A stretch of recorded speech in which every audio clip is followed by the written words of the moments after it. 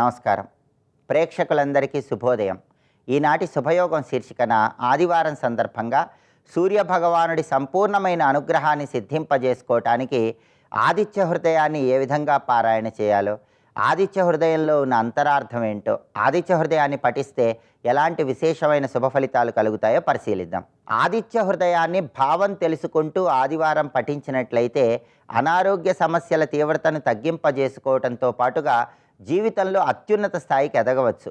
శత్రుబాధలను అధిగమించటానికి, అలాగే ఉద్యోగ రంగంలో, వ్యాపార రంగంలో అత్యున్నత స్థాయికి ఎదగటానికి కూడా ఆదిత్య హృదయ స్తోత్ర పారాయణం విశేషంగా సహకరిస్తుంది.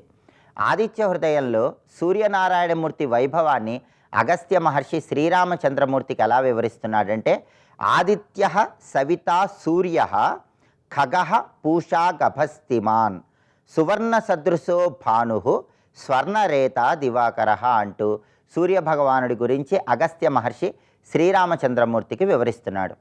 ఈ శ్లోకంలో ఉన్నటువంటి అర్థాన్ని, భావాన్ని మనం పరిశీలిస్తే ఆదిత్య అంటూ కీర్తిస్తున్నారు.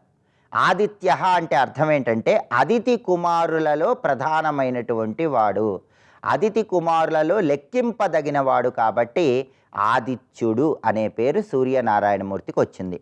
అలాగే సవిత అంటూ అగస్త్యుల వారు సూర్యుడిని కీర్తిస్తున్నారు. సవిత అంటే అర్థం ఏంటంటే అన్నిటినీ ఉత్పత్తి చేసేవాడు, అన్నిటినీ నడిపించేవాడు అనే అర్థం ఉంది. సూర్యభగవానుడు తన కిరణాలతో వర్షాన్ని తయారు చేసి, మేఘాలను తయారు చేసి, పంటలకు అవసరమైనటువంటి విశేషమైనటువంటి వర్షాన్ని కురిపిస్తున్నాడు. కాబట్టి ధాన్యం రావటానికి కారణమవుతున్నాడు. కాబట్టి ఆ ధాన్యం ఉత్పత్తికి కారణం సూర్య కిరణాలు. కాబట్టి సవిత అంటూ సూర్యనారాయణమూర్తిని కీర్తిస్తున్నారు. కాబట్టి ఆహారాన్ని ఉత్పత్తి చేసి మానవుల ప్రాణశక్తికి కారణమైనటువంటి వర్షం రావటానికి మూలమైనటువంటి మేఘాలకు కారణం సూర్యకిరణాలు. కాబట్టి సూర్యుడిని సవిత అనే పేరుతో కీర్తిస్తున్నారు. అలాగే సూర్య అంటే అర్థం ఏంటంటే ప్రాణశక్తిని నడిపిస్తూ కిరణజన్య సంయోగ క్రియలో చెట్ల నుంచి ప్రాణవాయువుని పగటిపూట విడుదల చేయించి ప్రాణశక్తిని కలిగింపజేస్తున్నాడు. కాబట్టి సూర్య అంటూ కీర్తిస్తున్నారు. అంటే మానవాళికి అవసరమైనటువంటి ప్రాణశక్తి చెట్ల ద్వారా రావటానికి కారణమైనటువంటి కిరణజన్య సంయోగ క్రియకు సూర్యుడి కిరణాలు మూలం. అందుకే సూర్య అనే పేరుతో పిలుస్తున్నారు. ఖగహ అంటున్నారు. ఖగహ అంటే అర్థం ఏంటంటే ఆకాశంలో సంచరించేవాడు అని అర్థం.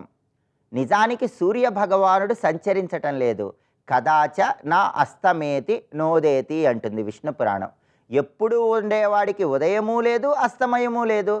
సూర్యుడు కనపడటం, కనపడకపోవటం ఉదయాస్తమయాలుగా భావించాలని విష్ణు పురాణంలో చెప్పారు. కానీ భూమి పడమర దిక్కు నుంచి తూర్పు దిక్కు వైపు తిరుగుతూ ఉండటం వల్ల సూర్యుడు తూర్పు నుంచి పడమరకు జరుగుతున్నట్లుగా కనిపిస్తాడు. కాబట్టి ఆ గమనానికి కారణమైనటువంటి భూగమనం ఉంది. కాబట్టి సూర్యుడిని ఖగ అనే పేరుతో పిలుస్తున్నారని ఇక్కడ శ్లోకంలో ఉన్నటువంటి విశేషార్థంగా గుర్తించాలి.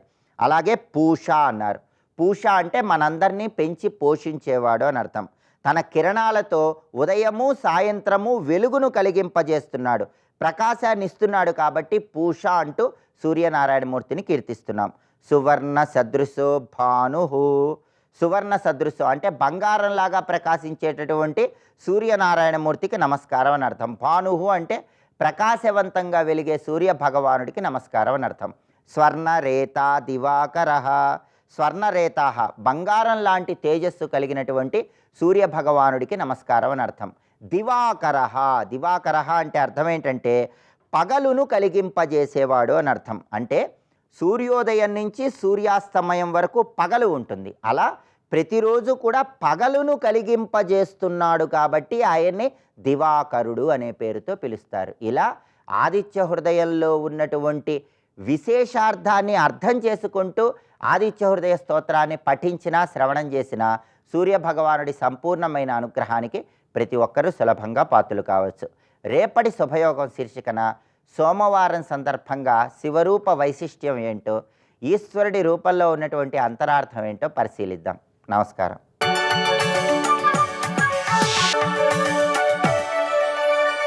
నందకిశోర నవనీత చోర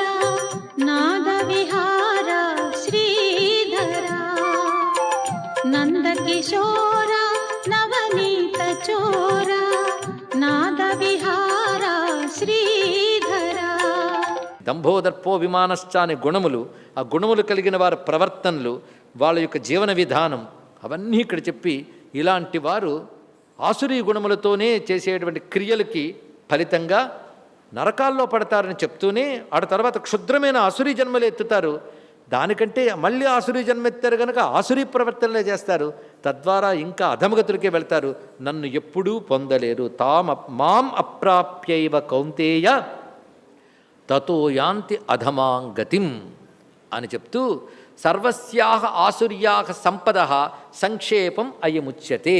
ఇంతవరకు ఇంత చెప్పినవాడు సర్వ అసుర సంపదలని సంక్షేపం చేసి ఇప్పుడు చెప్పబోతున్నాను. మూడే అయినా ఎక్కువేం లేవు. వీటన్నిటి సారం మూడు. అక్కడ 6 చెప్పాను, ఇక్కడ వాడి ప్రవర్తనలు ఇన్ని చెప్పాను. పైగా ఈ ప్రవర్తనను విన్నాక ఇటువంటి వాడి వల్ల వాడికి ప్రమాదం, లోకానికి ప్రమాదం అని తెలిసిందా లేదా? పైగా వాడు ఇంత దుస్థితులు పొందుతాడు కదా. కనుక ఎప్పుడు ఆసురీ సంపద పెంచుకునే ప్రయత్నం చెయ్యకు. ఈ జన్మ వచ్చినప్పుడు ఆసురీ సంపద కనబడితే దైవీ సంపదతో దాన్ని జయించే ప్రయత్నం చేయు. దానికోసం సత్శాస్త్రాన్ని, సద్గురువులను ఆశ్రయించు అని ఇతరులకు బోధిస్తున్నాడు. అర్జునుడికి కాదు అది. ఇక్కడ మొత్తం అసుర సంపదల సారం మూడేనైనా, ఆ మూడే నరకానికి ద్వారము తెలుసుకో ఇక్కడ అని చెప్పబోతున్నాడు భగవానుడు. ఇప్పటి వరకు చెప్పినది ఒక సెట్. దైవీ గుణములు, ఆసురీ గుణములు, ఆసురీ గుణముల ప్రవర్తనలు, అటువంటి ఆసురీ గుణ సంపన్నులకు తర్వాత కలగబోయే గతులు, వీటిని వివరించాడు భగవానుడు.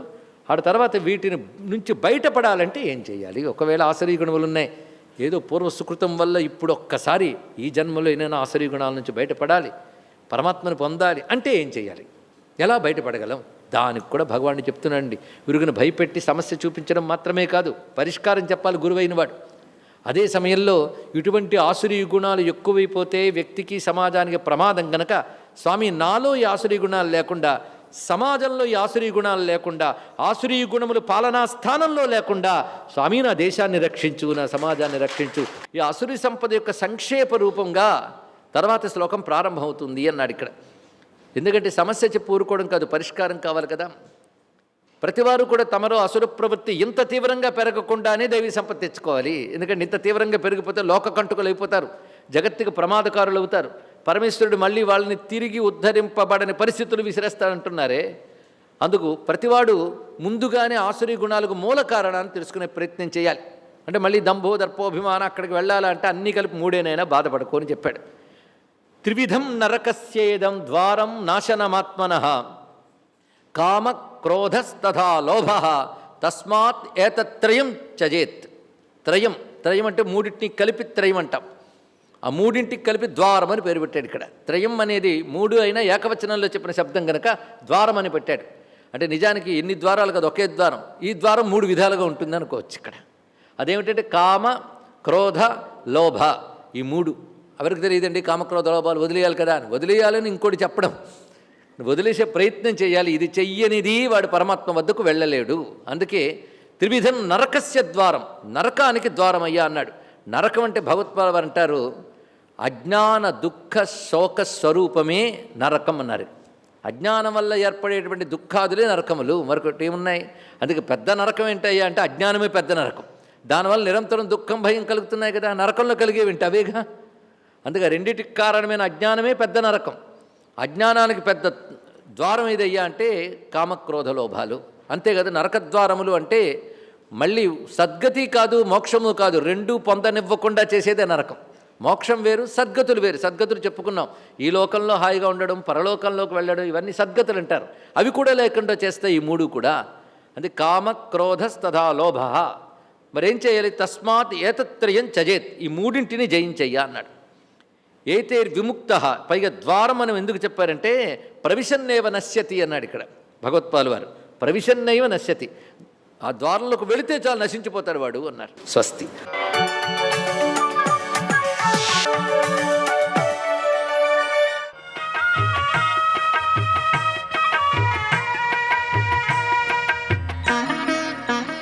శ్రీ గణేశాయ నమః.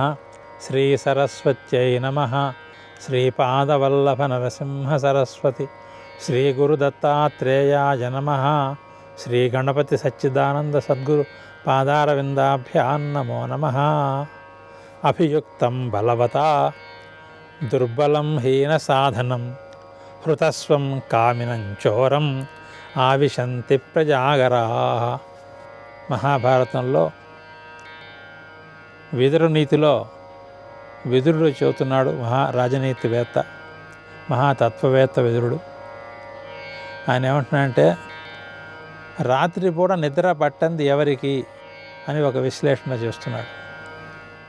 అభియుక్తం బలవత, తనకంటే బలవంతులతో విరోధం పెట్టుకున్న వాడికి రాత్రిపూట నిద్ర పట్టదు.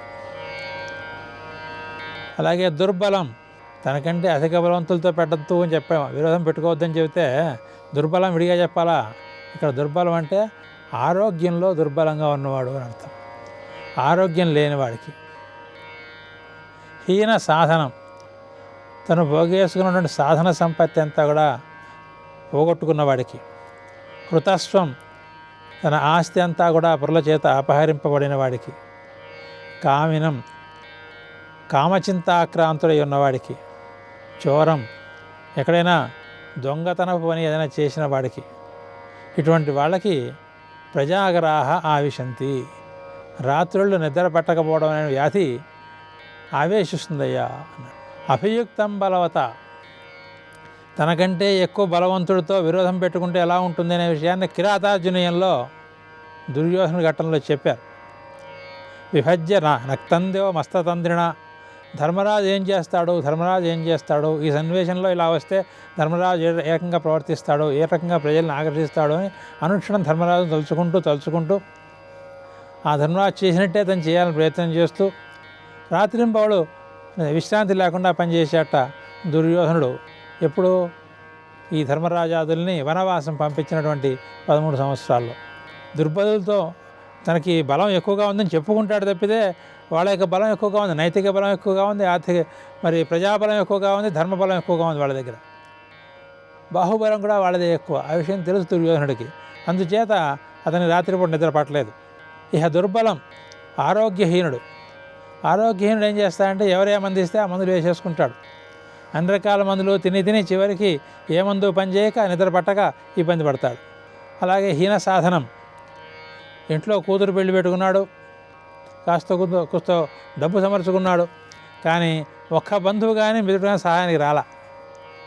ఏ రకమైన సాధన సంపత్తి లేదు. ఎవరి సహాయం లేకపోతే వాడికి ఎట్లా ఉంటుంది? ఇంట్లో కూతురు పెళ్లి పెట్టుకున్నాక వాడికి రాత్రి నిద్ర పట్టదు. ఇటువంటి క్లిష్ట సన్నివేశాలు వస్తూ ఉంటాయి.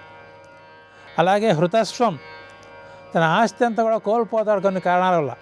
అజాగ్రత్తగా వ్యవహరించడం వల్ల కానీ, ఇవ్వకూడని వారికి అప్పివ్వడం వల్ల కానీ, ఇలాంటి మార్గాలతో వాడు ఆస్తి అంతా కూడా దోచుకుపోయినట్టు అయిపోతుంది. వాడికి నిద్ర పట్టదు. ఇంతకంటే మించింది ఏంటంటే కోరని వస్తువుని కోరతాడు. తనకు తలకు మించినటువంటి లక్ష్యాన్ని పెట్టుకుని దానికోసం కృషి చేస్తానంటాడు. ఇలాంటి తల్లకిందులు కామాలు అంటే ఏదైతే ఎవరికి ఉండకూడదో కోరిక, అటువంటి కోరికను వాళ్ళు పెట్టుకుని ఎవరైతే దానికోసం కృషి చేస్తారో వాళ్ళకి రాత్రిపూట నిద్ర పట్టదు. దీనికంటే పైదేంటి చేస్తాడు? చోరం, దొంగతనం అంటే కేవలం గోడ కన్నం వేసి దొంగతనం చేయడమే కాదు, వంచన చేస్తాడు. పైకి మంచివాళ్ళ కనిపిస్తాడు, లోపల చేసేదంతా దుర్మార్గం, పిరికితనం పనులు. వాడు లోపల డబ్బుకని కొట్టుకుంటూ ఉంటాడు. ఇది ఒక మానసికమైన కాన్ఫ్లిక్ట్, అంత సంఘర్షణ. అదే వేడి, ఆ వేడి నిద్రారాహిత్యాన్ని తీసుకొచ్చి పెడుతుంది. కనుక ఈ రకమైనటువంటి లక్షణాలు ఎవడన్నా సరే వాడికి రాత్రిపూట నిద్ర పట్టదయ్యా, నిద్ర పట్టడం లేదు అని కనుక గమనించినట్టయితే తను ఇలాంటి దోషాల్లో ఏదైనా ఒక దోషం చేశానా అని ఆలోచించుకొని ఆత్మవిమర్శ చేసుకుని ఆ దోషాన్ని తొలగించుకోవాలి అని మహానుభావుడైన విదురుడు చెబుతున్నాడు. లౌకిక సాధకులకు కానీ ఆధ్యాత్మిక సాధకులకు కానీ రాత్రిపూట నిద్ర రాని పరిస్థితి రాకూడదు. అంచేత వాళ్ళు ఈ రకంగా ఆత్మపరిశీలన చేసుకుని రాత్రి సుఖంగా నిద్రించడం, పగలు సుఖంగా అనుష్ఠానం చేసుకోవడం అనే కార్యక్రమంలో నిమగ్నం కావాలని మనవి చేస్తూ జయ గురుదత్త.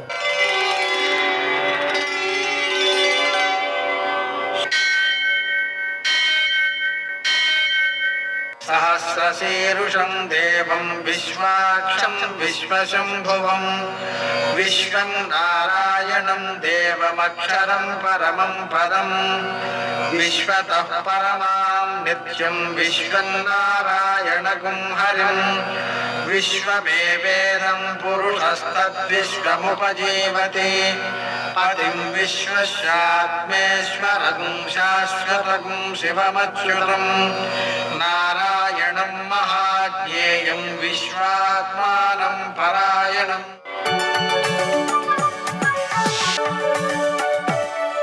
सूर्यशौर्यमथेन्दुरिन्द्रपदवी सन्मङ्गलं मङ्गलम् యఃకర్తా జగతాం భర్తా సంహర్తా మహసాం నిధి ప్రణమామిదమాదిత్యం బహిరంతస్తమోపహం. నేటి కాలమాన విశేషాలను గమనిద్దాం. స్వస్తి శ్రీ చాంద్రమాన శోభకృన్నామ సంవత్సరం ఉత్తరాయణం శిశిర ఋతువు ఫాల్గుణ మాసం కృష్ణపక్షం ఆదివారం. సూర్యోదయం 6:15 సూర్యాస్తమయం 6:26. తిథి షష్ఠి రాత్రి 9:26 వరకు. నక్షత్రం జ్యేష్ఠ రాత్రి 10:52 వరకు. వర్జం లేదు. దుర్ముహూర్తం సాయంకాలం 4:49 నుంచి 5:37 వరకు. అమృతకాలం మధ్యాహ్నం 1:45 నుంచి 3:24 వరకు. రాహుకాలం ఆదివారం కాబట్టి సాయంకాలం 4:30 నుంచి 6 గంటల వరకు. అష్టకవర్గ రీత్యా శుభప్రదమైన సమయం ఉదయం 8:30 నేటి విశేషం ఆదివారం. అలాగనే ప్రదోషం వ్యతిపాత. ఆదివారం కాబట్టి సూర్యోదయానికి ముందే స్నానం చేయడం చన్నీటితో, సూర్యోదయానంతరం సూర్య నమస్కారాలు చేయడం, మధ్యాహ్నం గోధుమ పాయసం నివేదన చేయడం, ప్రసాదంగా స్వీకరించడం, నూనె పదార్థాలు తినకపోవడం, పొగటి నిద్ర పాడేయడం, ఒక పూటే భోజనం చేయడం మొదలైన చర్యల ద్వారా మనము అతని యొక్క అనుగ్రహంతో ఆత్మశక్తిని వృద్ధి చేసుకోగలుగుతాం. అలాగనే వ్యతిపాత కావడం వల్ల అది రాత్రి 9:48 అయిపోతుంది. కాబట్టి దానికంటే సుమారుగా 6 గంటల ముందు నుంచి ఉత్తమ సమయం ప్రారంభమవుతుంది. కాబట్టి మనం మధ్యాహ్నం 3:45 తర్వాత దానం చేయడం చాలా మంచిది. ఏం దానం చేసినా చాలా మంచిది. అయితే గురివింద గింజంత ఎత్తు బంగారాన్ని మనం దానం చేసినట్లయితే మేరు పర్వతమంత బంగారాన్ని దానం చేసిన ఫలితం వస్తుంది అని చెప్పారు. అందుకని వ్యతిపాత సమయం చాలా చాలా మంచిది. దానానికైనా, స్నానానికైనా, జపానికైనా, లేక పితృదేవతారాధనకైనా కూడా ఉత్తమ ఫలితాలను అందజేసేటువంటి చర్య. ఈరోజు ప్రదోషం కూడా ఉంది కాబట్టి సాయంకాలం సూర్యాస్తమయం నుంచి 1:12 సమయంలో గోధుమలతో ఆయనకు పూజ చేసి, శివునికి పూజ చేసి వాటిని ఆవులకు పెట్టడం ద్వారా పిల్లలు అభివృద్ధిలోకి వస్తారు. నేటి ఆణిముత్యాలు.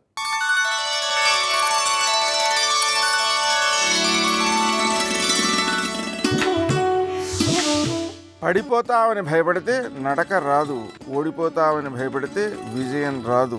ఫలితాన్ని నీవు నిర్ణయించకు, ప్రయత్నిస్తూ పోతే ఫలితం అదే వస్తుంది.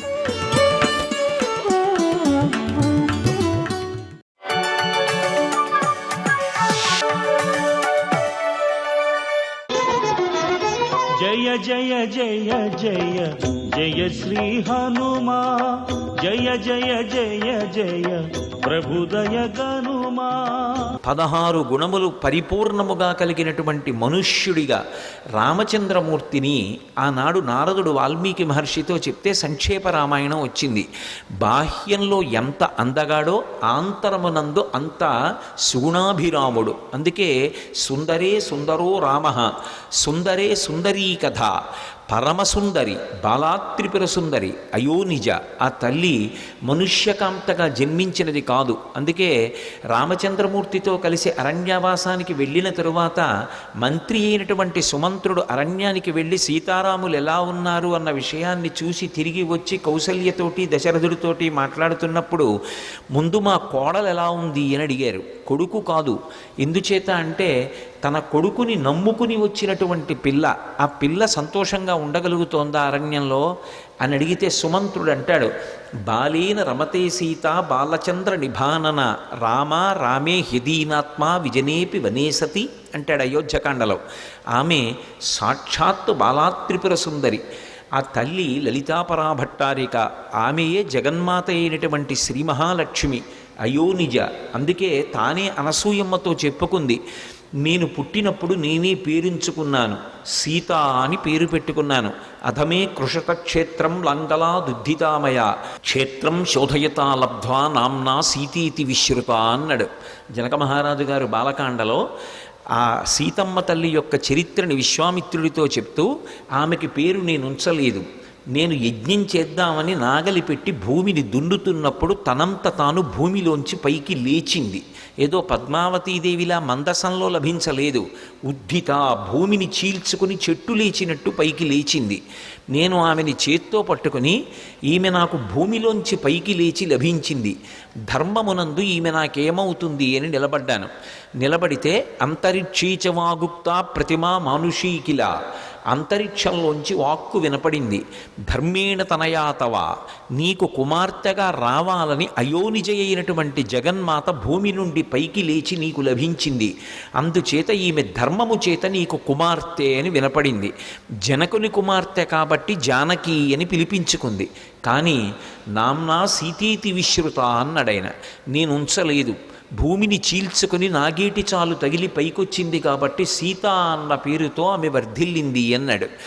అటువంటి జగన్మాత అయోనిజ, ఒక మనుష్య కాంత ఎంత శక్తిని పొందుతుందో పాతివ్రత్యం చేత, భర్తని అనుగమించడం అనేటటువంటిది ఎంత గొప్ప ధర్మమో లోకానికి ఆవిష్కరించడం కోసమని ఆ తల్లి పరమపాతివ్రత్యాన్ని వ్రతంగా చేపట్టింది.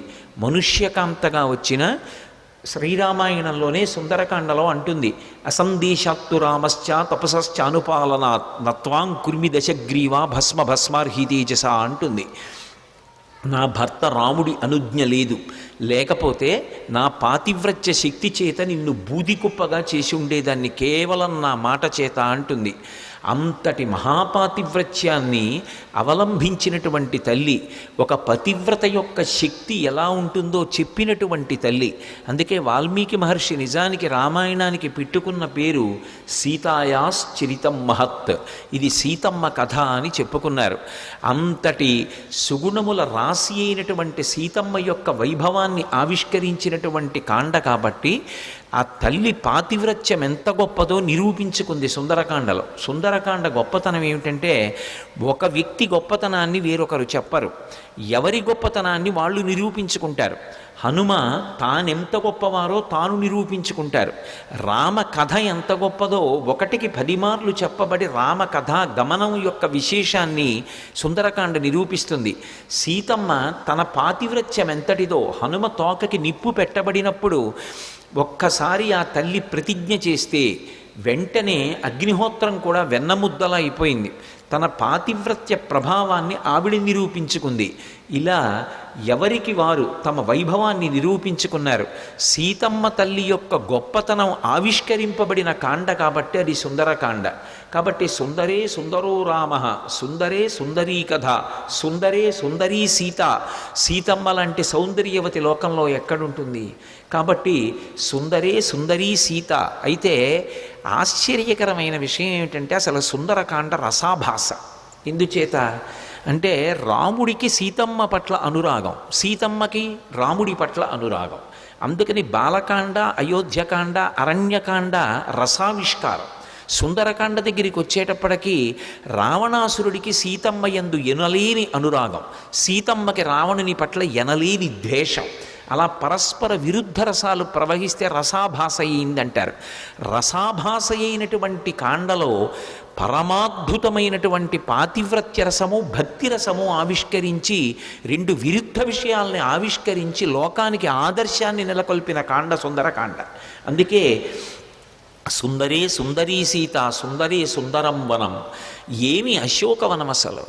ఆ అశోకవనాన్ని, ఆ కాంచనలంకని, ఆ పుష్పక విమానాన్ని అవి వర్ణిస్తుంటే వినడానికే ఆశ్చర్యంగా ఉంటుంది. ఇలా ఉంటుందా లంకాపట్టణం అనిపిస్తుంది.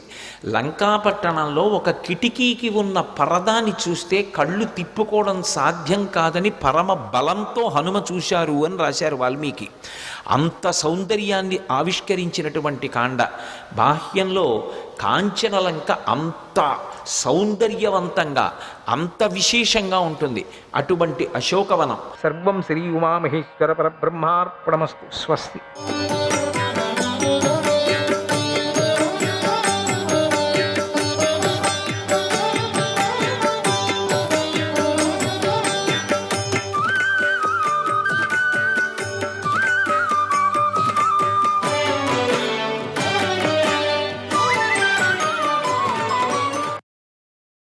దుర్యోధనుడు ఎవరు బోధించినా వినడు.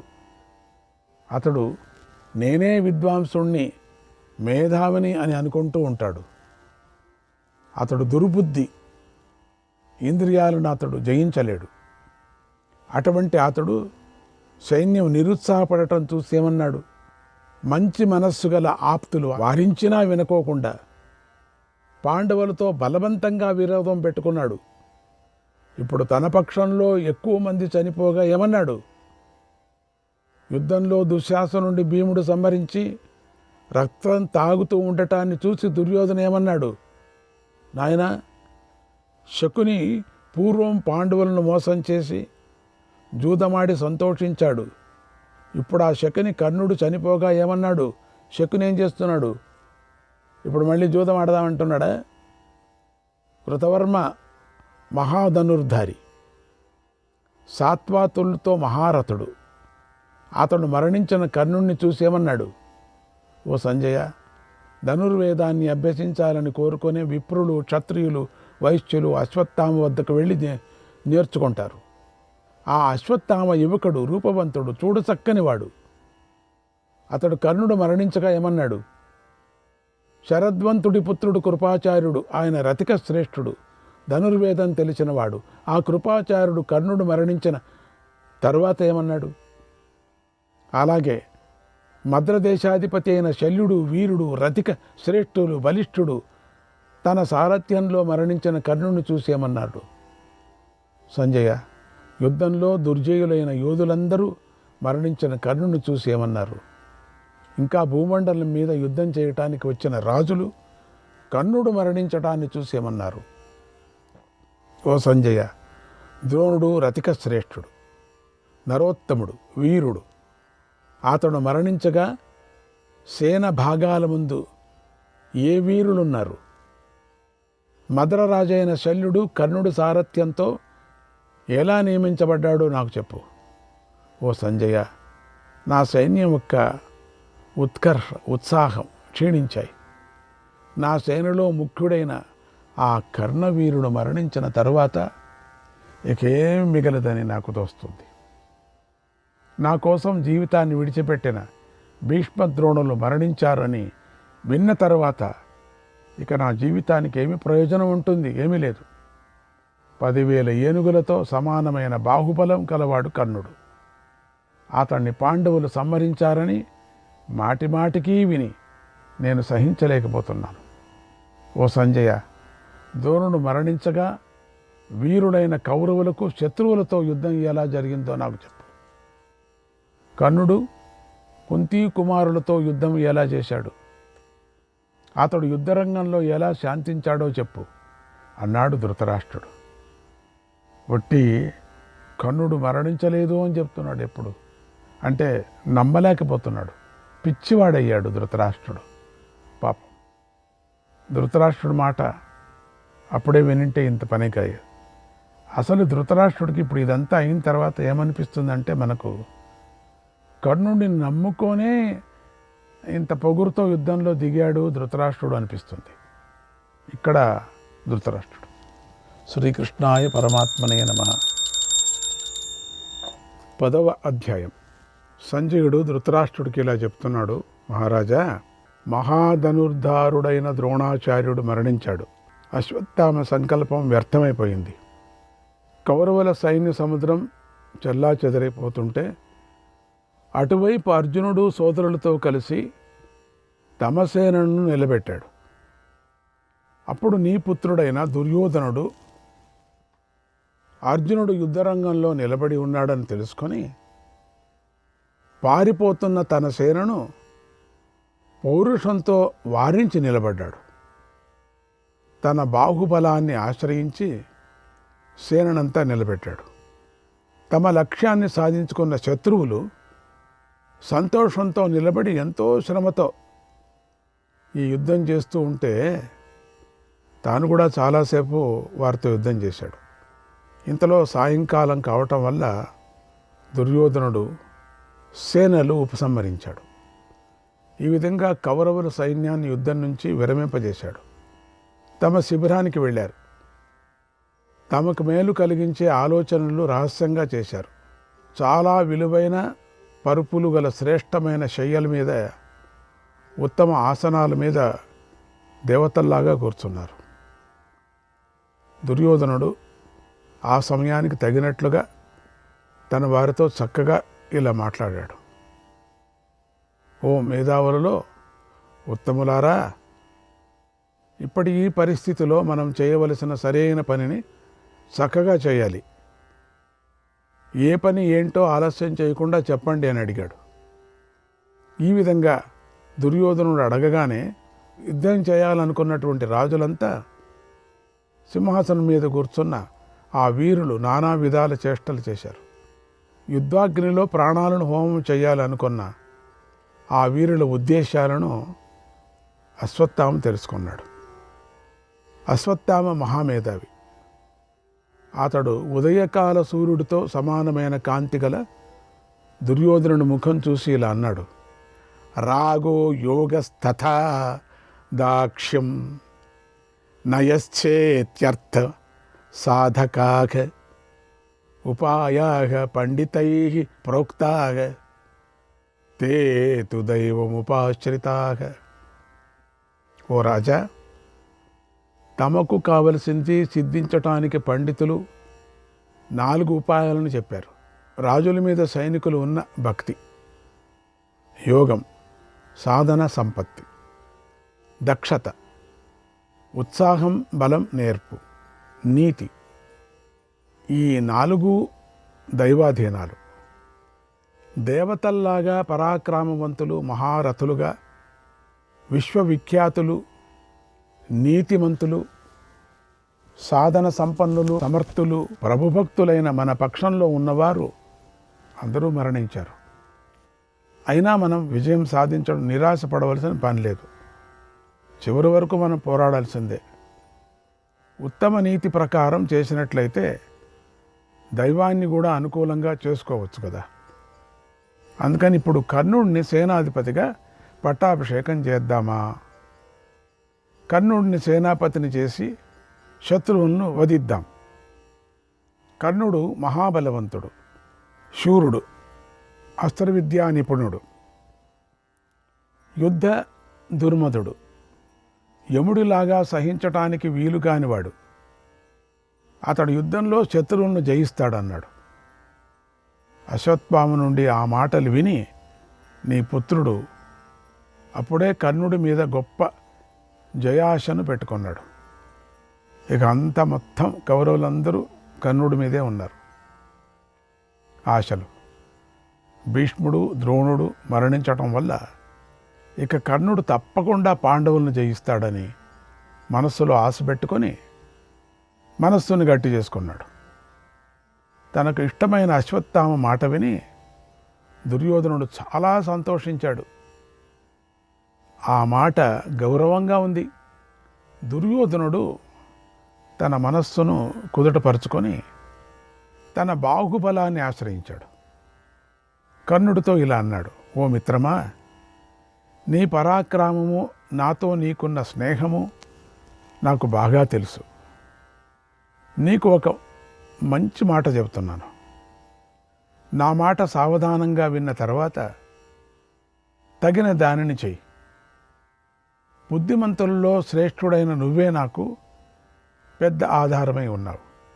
నా సేనాపతులు అతిరతులైన భీష్మద్రోణులు మరణించారు. వారికంటే నువ్వు చాలా శక్తిశాలివైన సేనాపతివి కావాలి. ఆ మహావీరులు ఇద్దరూ వృద్ధులు. అర్జునుడి మీద ప్రేమ వాత్సల్యాలు కలవారు. నీ మాట వల్ల వారిని నేను ఇంతవరకు గౌరవించాను. ఓ మహాబాహు, ఆ భీష్ముడు తను తాతను అనే సంబంధంతో పాండవులను 10 రోజులు రక్షించాడు. నువ్వు శస్త్ర సన్యాసంలో ఉండగా మహాయుద్ధంలో అర్జునుడు శిఖండిని ముందుంచుకొని భీష్ముని పడగొట్టాడు. ఆ మహాధానుష్కుడు పడిపోయి అంపశయ్యను ఆశ్రయించగా నీ మాట మేరకు ద్రోణుడు సేనాధిపతిని చేశాను. శిష్యులు కావటం వల్ల పాండవులను ఆయన కూడా రక్షించాడని నేను అనుకుంటున్నాను. అంటే ఇది ఎంత వీళ్ళు ఊహలు. వృద్ధుడైన ఆయనను దృష్టద్యుమ్నుడు త్వరగా వధించాడు. ఓ మహావీర, ప్రధానులైన వారిద్దరూ మరణించగా యుద్ధభూమిలో నీతో సమానమైన యోధుడు ఎవడూ లేడు. ఎంత ఆలోచించినా నాకు కనిపించడం కూడా లేదు. మాకు విజయం కలిగించడంలో నువ్వే సమర్థుడు, ఇందులో సందేహం లేదు. పూర్వము, మధ్యలోనూ, చివరా కూడా అంతా నువ్వే మాకు మేలు చేశావు. అలాంటి నువ్వు దురంధర పురుషుడిలాగా యుద్ధభూమిలో సేనను నడిపే భారాన్ని మోస్తావు. కనుక నిన్ను నువ్వే స్వయంగా సేనాధిపతిగా అభిషేకం చేసుకో. కుమారస్వామి దేవతలకు సేనాధిపతి అయినట్లుగా నువ్వే కౌరవ సేనాభారాన్ని వహించు. ఇంద్రుడు దానవులను జయించినట్లుగా నువ్వు ఈ శత్రువులు అందరినీ జయించు. యుద్ధంలో నిలబడిన నిన్ను చూస్తే పాండవ సేనలోని మహారథులు, పాంచాలురు విష్ణువును చూసి దానవులు పారిపోయినట్లుగా పారిపోతారు. కనుక ఓ పురుష శ్రేష్ఠ, ఈ మహాసైన్యాన్ని నువ్వే నడిపించు. యుద్ధానికి సంసిద్ధుడవై నువ్వు నిలబడితే పాండవులు, పాంచాలురు, శృంజయులు కూడా పారిపోతారు. ఉదయించిన సూర్యుడు తన తేజస్సుతో వెలుగులను వెదజల్లుతూ చీకటిని పోగొడతాడు. అలాగే నువ్వు శత్రువులను బాగా తప్పింపజేయి, తరిమిగొట్టు, బాధించు అన్నాడు. భీష్మద్రోణులు మరణించిన కర్ణుడు పాండవులను జయిస్తాడని నీ పుత్రుడికి కొండంత ఆశ కలిగింది. ఆ ఆశను మనసులో పెట్టుకొని కర్ణుడితో మళ్ళీ ఇలా అన్నాడు. ఓ సూతపుత్ర, అర్జునుడు నీ ఎదుట నిలబడినప్పుడు ఎప్పుడూ నీతో యుద్ధం చేయాలని అనుకోడు అన్నాడు. అప్పుడు కర్ణుడు, ఓ గాంధారీపుత్ర, నేను ఇంతకుముందు నీ ఎదుట పుత్రులు శ్రీకృష్ణుడితో సహా పాండవులను అందరినీ జయిస్తానని చెప్పాను. ఇప్పుడు నీ సేనాపతిని అవుతాను. పాండవులు ఇక ఓడినట్లుగా భావించు, ఇందులో సందేహం లేదు, ధైర్యం తెచ్చుకో అన్నాడు. తర్వాత దుర్యోధనుడు ఇతర రాజులతో కలిసి దేవతలతో ఉన్నటువంటి ఇంద్రుడిలాగా లేచి నిలబడ్డాడు. విజయాన్ని కోరుకుంటూ దుర్యోధనుడు మొదలైన రాజులు సేనాపతిగా కర్ణుడిని దేవతలు కుమారస్వామిని గౌరవించినట్లుగా గౌరవించాలి అనుకున్నాను. అందరూ అనుకున్నారు. విధి విధానాన్ని అనుసరించి కర్ణుడిని సేనాధిపతిగా అభిషేకించారు. అభిషేకం కోసం బంగారు కడవలు, మట్టి కుండలలో మంత్రించిన నీటిని ఉంచారు. ఏనుగు దంతాలు, ఖడ్గ మృగాలు, ఎద్దు కొమ్ములతో నిర్మించబడిన పాత్రలో జలం ఉంచారు. ఆ పాత్రలో మణులు, ముత్యాలు కూడా వేశారు. ఇంకా ఇతరమైన పవిత్ర సుగంధ పదార్థాలు, ఔషధులను కూడా వేశారు. మేడికర్రతో చేసిన సింహాసనం పట్టుగుడ్డలతో అలంకరించబడి ఉంది. దాని మీద కర్ణుడు కూర్చున్నాడు. అప్పుడు శాస్త్రం చెప్పినట్లుగా విప్రులు, క్షత్రియులు, వైశ్యులు, పూజ్యులైన శూద్రులు పాత్రల్లోని జలాలతో కర్ణుడిని అభిషేకించి స్తుతించారు.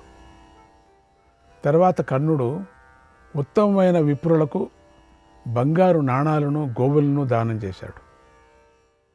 ఆ విప్రుడు కర్ణుడికి శుభాశిష్యులను ఇచ్చారు. సూతులు, మాగధులు, వందులు స్తోత్రం చేశారు. అప్పుడు కర్ణుడు ఉదయకాలంలో బ్రహ్మవేత్తల చేత స్తుతింపబడే సూర్యుడిలాగా శోభించాడు. అప్పుడు మంగళకరమైన మంత్రాల ధ్వనులు, యుద్ధవాద్యాలు ధ్వనులు, శూరులు జయధ్వానాలు వినిపించాయి. ఈ అన్ని ధ్వనులు కలిసి అక్కడ ఒక భీకరమైన ధ్వని కూడా పుట్టింది. కర్ణుడికి అక్కడ ఉన్న రాజులందరూ కూడా జయ జయధ్వనాలు పలికారు. ఓ కర్ణ, తమ స్నేహితులతోనూ బంధువులతోనూ కృష్ణుడితో కూడిన పాండవులను జయించు. కర్ణ, ప్రతిరోజు ఉదయించిన సూర్యుడు తీవ్రమైన కిరణాలతో చీకట్లను పారద్రోలినట్లుగా పాంచారులతో కూడిన పాండవులను జయించు. గుడ్లగూబులు ప్రజ్వలించే సూర్యకిరణాలను చూడలేవు. అలాగే నువ్వు ప్రయోగించే బాణాలను కృష్ణుడితో సహా పాండవులు తేరిపారి చూడలేరు. దానవులు మహేంద్రుడి ఎదుట నిలవలేరు.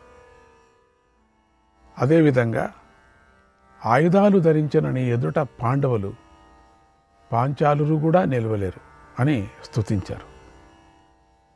ఆ సమయంలో కర్ణుడు సర్వసేనాధిపతి అయి తన తేజస్సుతోనూ రూపంతోనూ మరొక సూర్యుడిలాగా వెలిగిపోయాడు. చాలా అహంకారంతో, చాలా ఉద్వేగంతో వెలిగిపోతున్నాడు. అప్పుడు కాలుడి చేత ప్రేరేపించబడ్డ నీ కుమారుడు, నేను ధన్యుణ్ణి అయ్యాను, ఇక గెలుపు నాదే, నేనే విజయం సాధిస్తాను అని భావించాడు. తర్వాత సేనాపతి అయినటువంటి కర్ణుడు అందరితోనూ, ఓ వీరులారా, మనం కలిసి యుద్ధం చేద్దాం, మీ అందరూ సూర్యోదయ సమయానికి సిద్ధం కాండి అని ఆజ్ఞాపించాడు. ఆ సమయంలో తారకామయ యుద్ధంలో దేవతల చేత చుట్టుముట్టబడిన కుమారస్వామి శోభించినట్లుగా నీ పుత్రుల చేత చుట్టుముట్టబడి కర్ణుడు శోభించాడు అన్నాడు సంజయుడు. శ్రీకృష్ణాయ పరమాత్మనే నమః. 11వ అధ్యాయం. సంజయుడు ఇలా చెప్పాడు, మహారాజా, కర్ణుడి అభిప్రాయం తెలుసుకొని నీ కుమారులందరూ ఎంతో సంతోషించారు. సైనికులతో మంగళకరమైన వాద్యాలను వాయించమన్నారు. సైన్యాన్ని సిద్ధం చేయమని ఆజ్ఞాపించారు. ప్రాతకాలానికి చాలా ముందుగానే నీ సైన్యంలో యుద్ధానికి సిద్ధం కండి అనే కేకలు పెద్దగా వినిపించాయి. అందరూ ఒకరినొకరు హెచ్చరించుకుంటున్నారు. మహత్తరమైన ధ్వని ఆకాశాన్ని తాకుతున్నట్లుగా ఉంది. ఆ సమయంలో కర్ణుడు తెల్లని రంగు గల గుర్రాలు కట్టిన రథం మీద రణభూమిలోకి వచ్చాడు. అతడు బంగారు తొడుగుల ధనస్సును ధరించున్నాడు. అతడి రథంపై నాగకక్ష చిహ్నం గల జెండా ఉంది. ఆ రథంలో 100 కొద్ది అమ్ముల పదులు, గదా మొదలైన ఆయుధాలు ఉన్నాయి. రక్షణ కోసం పైన నిర్మించినటువంటి ఆవరణం కూడా ఉంది. శతఘ్నులు, కింకిణులు, శక్తులు, శూలాలు, తోమరాలు, అనేక ధనుస్సులు కూడా ఉన్నాయి. ఆ రథం సూర్య తేజస్సుతో ప్రకాశిస్తూ ఉంది. దానికి పతాకాలు రెపరెపలాడుతూ ఉన్నాయి.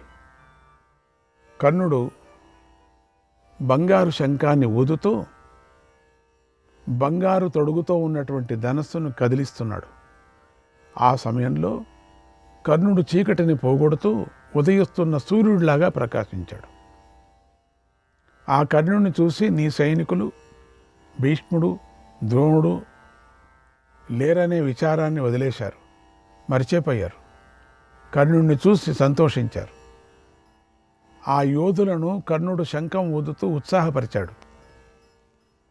కౌరవ సైన్యాన్ని శిబిరాల నుంచి రప్పించాడు. ఆ సమయంలో కర్ణుడు మకర వ్యూహాన్ని పన్నాడు. ఆ యూహ ముఖ భాగంలో కర్ణుడున్నాడు.